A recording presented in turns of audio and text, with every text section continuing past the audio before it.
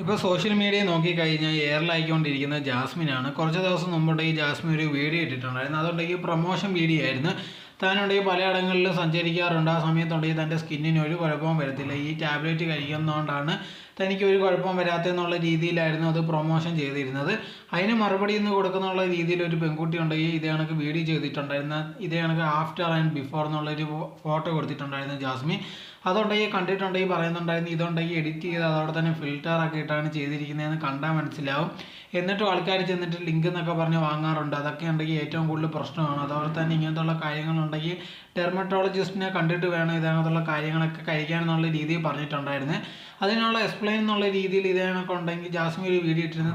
തനിക്കുണ്ടായ ഒരു അനുഭവം പറഞ്ഞതാണ്, അല്ലെങ്കിൽ തനിക്ക് വർക്കായുള്ളൊരു കാര്യം പറഞ്ഞതാണെന്നും പറഞ്ഞ് ഇതേണൊക്കെ ജാസ്മിൻ ഒരു വീഡിയോ ഇട്ടിട്ടുണ്ട്.